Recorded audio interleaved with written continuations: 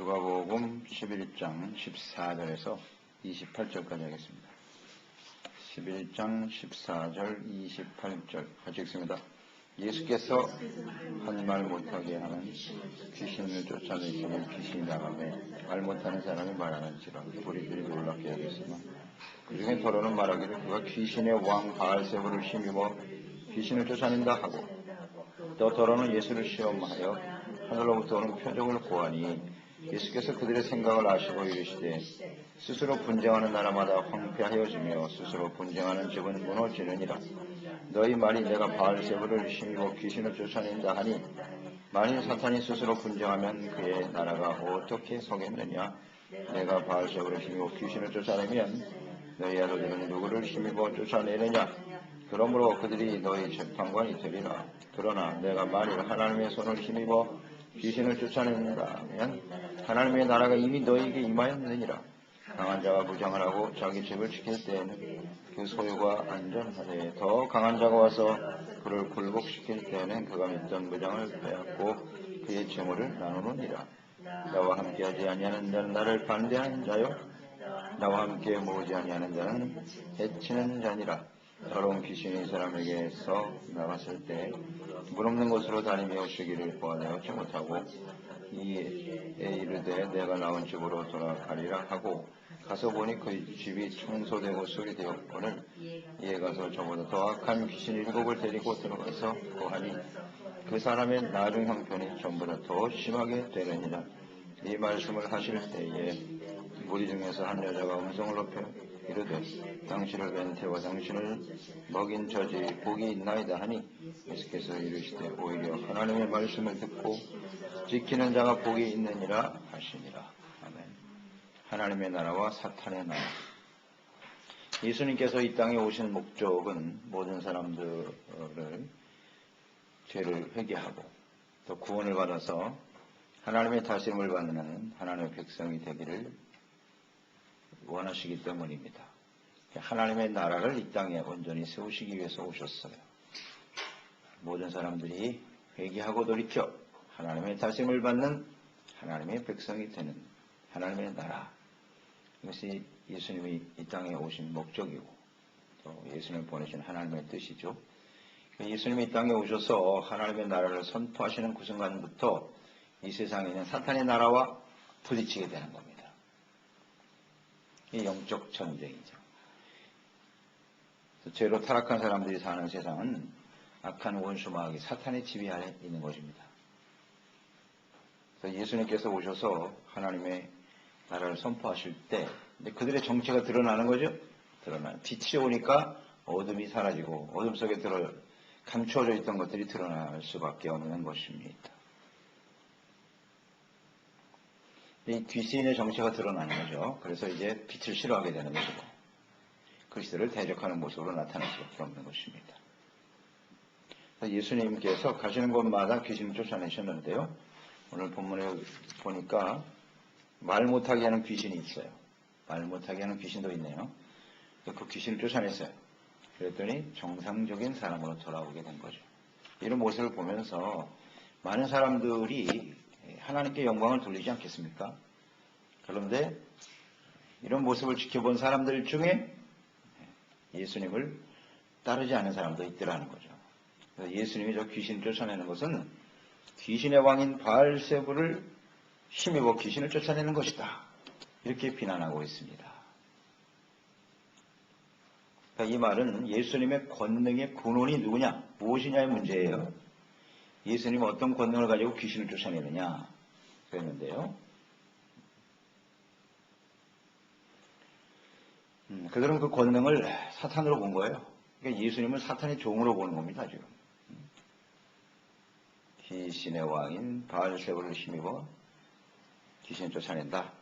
이 바알세불이라고 하는 것은 당시에 하나님의 백성 유대인들에 있어서 바알세불의 개념은 이방신들이에요.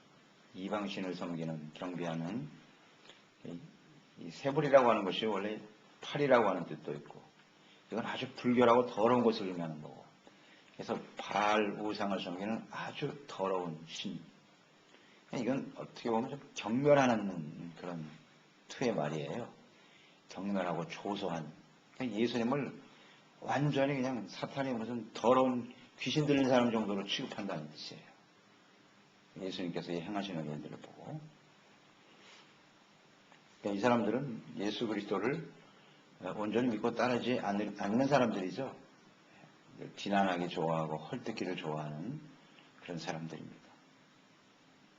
예수님께서 이런 역사를 행하시면 하나님께 영광을 돌리고 겸손하게 예수님의 하나님의 아들 그리스도라는 사실을 받아들여야 될 텐데 그렇지 못하죠. 예수님이 가는 곳마다 귀신들이 쫓겨나가면서 귀신들이 한 말이 있잖아요. 예수님을 알아봤어요. 당신은 지극히 높으신 하나님의 아들입니다. 하나님의 아들이여 그리스도라는 사실을 귀신들도 증거하고 있는데 하나님의 백성들은 오히려 하나님의 아들을 귀신이라고 하고 있습니다. 정체가 드러나겠죠? 예수 그리스도를 부인하고 비난하는 이 사람들이 곧 사탄의 무리라는 사실을 알 수 있겠죠? 사탄의 무리입니다. 예수님께서 하도 답답하니까 깨우쳐 주시는 겁니다. 17절로 19절 말씀이죠. 사탄의 힘으로 귀신을 쫓아낸다. 이런 일이 있을 수 있겠느냐? 사탄도 하나의 나라를 구성하고 있는데 그 나라 사탄의 힘으로 귀신 쫓아낸다면 그 나라가 온전히 설 수 있겠느냐? 서로 분쟁할 수 없다는 겁니다. 말이 안 된다. 그러면 유대인 중에 지금 귀신을 쫓아내는 사람들도 있는데 그럼 그 사람 너희 유대인 너희들도 귀신 들린 사람들이냐? 주님께서 이렇게 물으시죠. 그들이 말하는 것은 앞뒤가 맞지 않습니다. 모순이죠. 이 헐뜯기 좋아하고 비난하려고 하는 사람들은 자신들의 주장과 말에 진실성이 없죠. 그리고 그 행동이 모순된다라고 하는 특징을 갖고 있어요. 그냥 모순이잖아요. 주님이 그것을 정확하게 지적하셨죠. 이것이 사탄의 머리들입니다. 20절에 보면 내가 만일 하나님의 손을 힘입어 귀신을 쫓아내는 것이면 하나님의 나라가 이미 너희에게 임하였다. 귀신을 쫓아내는 일은 예수님께서 하나님의 나라를 이루기 위해서 오신 그리스도라는 사실을 증거하는 일인데요. 하나님의 나라와 이렇게 사탄의 나라는 절대 공존할 수 없어요.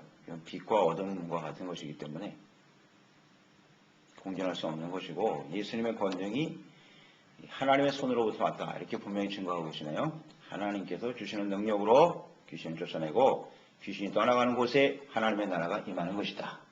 이것을 아주 분명히 말씀하셨어요. 하나님의 나라가 이루어지기 위해서는 악한 원수 마귀가 물러가야 되겠죠. 이것은 가나안 땅 정복을 통해서 분명히 가르쳐 주신 진리 아닙니까? 가나안 땅은 우상을 섬기는 악한 원수 마귀가 다스리는 땅이었죠. 사탄의 나라였어요. 가나안 땅이. 하나님의 백성들을 그곳에 보내서 하나님의 나라를 세우기 위해서 어떻게 했어요? 하나도 남김없이 싹 다 죽여라. 없어져야 돼요. 악한 원수 마귀가 떠나가야 그곳에 하나님의 나라가 세워지게 되는 것입니다. 그러니까 이것은 영적 전쟁이죠. 사탄의 나라와 하나님의 나라와의 싸움. 누가 이기겠습니까? 이건 아주 분명한 겁니다.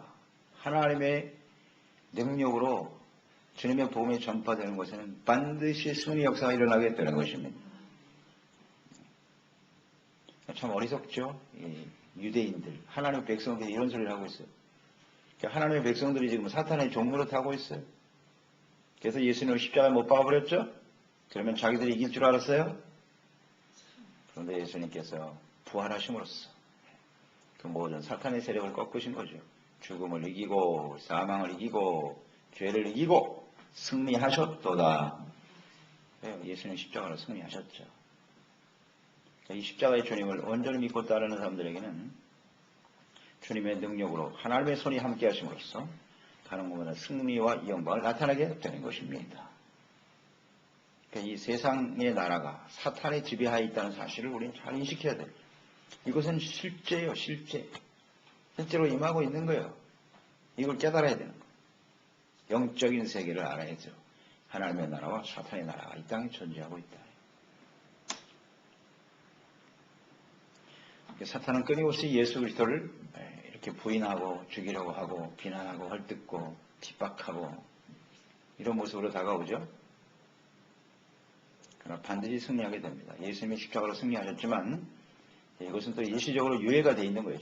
예수님이 오신 그 이후에 계속해서 지금 사탄의 역사들이 진행되고 있죠. 하나님이 일시간 동안 허용하신 거예요. 언제까지? 예수님이 재림하실 때까지. 예수님이 재림하심으로써 이것이 완성이 되는 거예요. 사탄을 따르던 우리는 이 세상을 완전히 심판당하는 거죠. 사라지게 되고 새 하늘과 새 땅이, 요한계시록에서 이것이 이루어지는 거예요. 새 하늘과 새 땅이 이 땅에 이루어지더라. 하나님의 나라가 비로소 이 땅에 성취되는 거죠. 그게 하나님 아버지의 뜻이에요. 하나님의 나라가 온전히 이루어지는 거예요. 이것을 끊임없이 방해하고 대적하는 것이 사탄의 무리들이고, 이런 예수님이 오시는 그날까지 계속될 것이다. 그래서 이 상황을 우리는 잘 이해해야 합니다. 깨달아야 돼요. 그래서 그리스도인이 된다라고 하는 것은 사탄의 지배 아래에 놓여있던 우리가, 사탄의 종노릇하던 우리가 하나님의 나라로 옮긴 것입니다. 하나님의 나라에 속한 백성이 된 거예요. 하나님의 자녀가 되는 아주 근본적인 변화예요. 그러니까 이 사탄에 속했다라고 하는 것은 결국 세상에 속한 사람들인데요. 세상에 속한 사람들. 이런 사람들은 하나님이 없으니까요. 하나님이 없으니까 결국 자기 자신, 육체의 욕심과 자기 중심에 입각한 육체적인 일에 속한 사람들이 되는 거예요. 육체밖에 없어요. 육체와 자기, 욕심, 이게 전부예요. 거기다가 뭐 고상한 문학을 말하고 무슨 철학을 말하고 무슨 사상을 이야기하고 덧칠해 놓았지만 그 본질은 뭐냐? 육체의 욕심과 자기 중심이에요. 지극히 분명한 인본주의죠. 자기 중심적인 생각. 여기서 벗어나지 못해요. 사탄은 그것을 계속 고착화시키는 거죠. 그것이 옳은 거야. 그것이 진리인 것처럼 끊임없이 사람들을 미혹하고 있는 것이죠. 근데 그 이상의 생각은 할 수가 없게 돼 있어요. 죄로 말미암아 하나님과의 관계가 이렇게 끊어져 버렸기 때문에 하나님을 알 수도 없고 인식하지도 못하는 상태에서 세속적인 삶을 살아갈 수밖에 없는 겁니다. 그것을 좀 아름답게 미화시키려고 애를 쓰고 있을 뿐이지 실체는 분명하거든요. 우리도 다 그렇게 살았어요. 예수 믿기 전에는. 그게 올바른 줄 알고 그게 진리인 줄 알고 그게 나름대로 고상하다고 생각하며 살았다고. 이 속에는 근본적으로 썩어 냄새가 나는 육체의 욕심을 품고 있으면서도 말이죠. 그렇게 살아온 거죠. 자기의 실체가 어떠한지도 알지 못한 채. 그러니까 예수님을 믿고 따르는 제자들은 이제는 좀 근본적인 변화가 있으니까요. 우리 가운데 아직도 육체의 정욕에 뿌리가 남아있단 말이죠. 이것을 끊임없이 쳐서 복종시켜야죠. 십자가에 못 박음으로써 승리하는 삶을 살아야 되는 것입니다. 우리의 실체를 잘 알아야 돼요. 알아야 돼요. 우리가 어떤 사람인지. 그래서 갈라디아서 5장 19절 이하에 보면 육체의 열매, 우리 안에 육체의 정욕과 성령의 소욕이 끊임없이 다투고 있다. 갈등하고 있다라고 고백하고 있잖아요. 그 육체의 소욕이 어떠한 것을 잘 말씀해주고 있고요. 22절 이하에는 성령의 열매에 대해서 말씀하고 있잖아요. 22절, 26절에 보면 성령의 열매, 사랑, 희락, 화평, 오래참, 자비, 양선, 충성, 온유, 절제다. 이와 같은 것을 금지할 법이 없느니라. 24절, 그리스도 예수의 사람들은 육체와 함께 그 정욕과 탐심을 십자가에 못 박았느니라. 만일 우리가 성령으로 살면 또한 성령으로 행할지니 헛된 영광을 구하여 서로 노엽게 하거나 서로 투기하지 말지니라. 예수님을 따르는 제자는, 예수의 사람들은 육체와 함께 그 정욕과 탐심을 십자가에 못 박았다. 이렇게 되어 있습니다. 십자가에 못 박았다라고 하는 것은 이제 사탄의 종로로 됐던 우리의 가장 근본적인 모습들을 예수님과 함께 버리는 거죠. 그게 예수의 사람들이에요. 그게 성령의 사람들이에요. 성령의 인도하심을 따라 살아가는 하나님의 나라에 속한 사람들이겠죠. 이 정과 욕심을 우리는 날마다 못 박아야 됩니다. 아직도 계속 역사하고 있거든요. 그것을 버려야 돼요. 그게 악인 줄 알고 과감하게 버려야죠. 그걸 자꾸 우리 마음속에 품어두고 그것을 자꾸 싹 틔우고 그것을 열매 맺게 하려고 하는 것은 그건 예수님의 사람이 아니에요. 그걸 싫어해야 돼요. 욕심을 따라 정욕을 따라 살아가는 삶을 미워하고 버리게 되는 거지. 또 그 욕심을 따라가는 자신의 모습 때문에 눈물을 흘리고 애통하고 왜 나는 이렇게 살아야 되나. 그것 때문에 안타까워하고 하나님께 기도하고 성령의 도우심을 구하는 사람이 예수의 사람이겠죠. 근데 정과 욕심을 즐기고 있다? 그건 예수의 사람이 아니에요. 빛과 어둠이 절대 공존할 수 없어요. 우리 가운데 끊임없이 그런 성향이 남아있지만 주님의 말씀을 알고 주님을 따르는 사람들은 이것을 버리게 돼 있다고요. 싫어해요. 그게 정상이죠.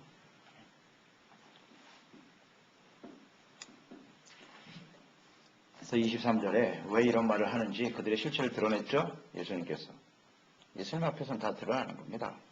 나와 함께 하지 아니하는 자는 나를 반대하는 자요. 나와 함께 모으지 아니하는 자는 해치는 자니라. 아주 핵심을 말씀하셨네요. 왜 그들이 그렇게 헛소리를 하고 있는 거예요? 하나님의 아들 예수님께서 귀신을 쫓아내고 사람들을 온전케 하는 일 얼마나 좋은 일이에요. 그리고 하나님의 나라에 대해서 지금 말씀하고 계신데 그것을 헐뜯고 비난하고 예수님을 귀신으로 몰아버리면 결국 예수님을 부인하는 사람들이잖아요. 나를 반대하는 자는 주님과 함께하지 않고 주님의 뜻을 받아들이지 않으면 반대하는 자는 누구예요? 악한 원수 마귀에 속한 사람이라는 것을 주님께서 정확하게 지적하십니다. 하나님이 하시는 일, 예수께서 하시는 일을 온전히 믿고 순종하고 따르는 사람들이 되어야겠지요. 나와 함께 모으지 아니하는 자는 해치는 자다, 방해하는 자죠. 예수 그리스도의 이름으로 모여서 주님을 섬기며 예배하는 일, 이것이 예수의 사람들의 모습일 거예요. 24절 이어서 주님께서 설명하셨어요. 더러운 귀신 들린 사람이 있는데 귀신이 나가서 온전케 되었다. 그런데 그 귀신이 나가서 돌아다니다가 구할 곳을 찾다가 없어서 다시 그 일로 들어와 봤더니 청소는 되어 있는데 비어 있다는 거죠. 그래서 악한 귀신 7을 또 데리고 들어왔죠. 그 사람은 나중에 처음보다 훨씬 더 심각해졌더라. 귀신이 쫓겨나간다라고 하는 그리스도인이 되고 하나님의 자녀가 된다고 하는 것이 무엇을 의미하는 거예요? 영적 세계를 주님께서 지금 말씀하고 계시는 거예요.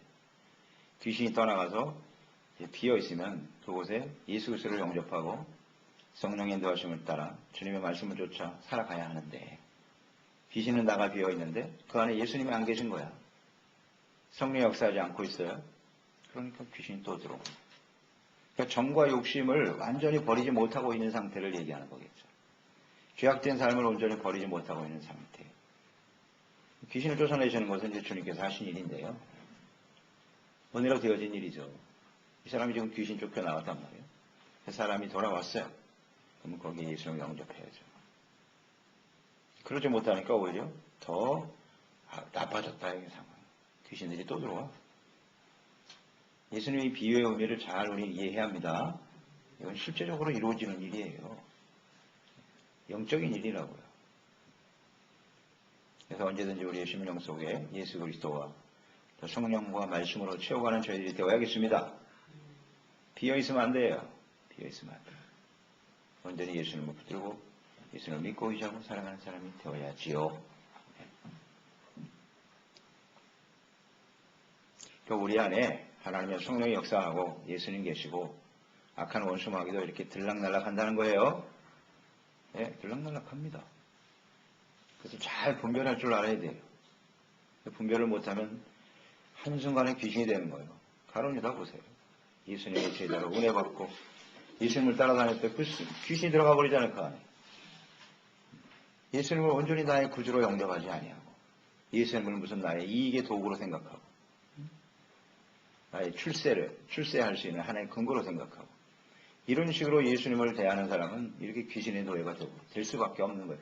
오늘날도 많은 교회 안에 사람들이 있지만 정말 예수님을 사랑하고 주님의 말씀을 통해서 이루신 하나님의 나라와 역사를 바라보면서 정과 욕심을 십자가에 못 박고 주님을 따르려고 하는 그런 진실한 그리스도인의 삶을 살지 않는다는 말이죠.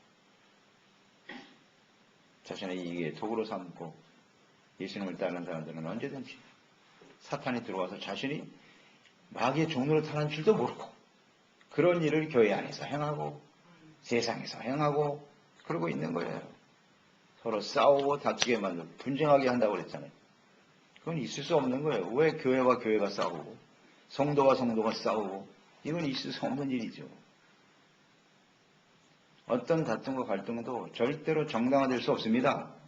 정당화될 수 없어요. 다 주님 안에서 하나님의 나라를 생각하고 서로를 이해하고 용납하는 사람들이 되어야겠지요. 네. 27절, 28절에 보면 이 말씀을 하실 때 이 말씀을 듣고 은혜를 받았죠. 무리 중에 한 여자가 은혜를 받았어요. 아, 그렇구나.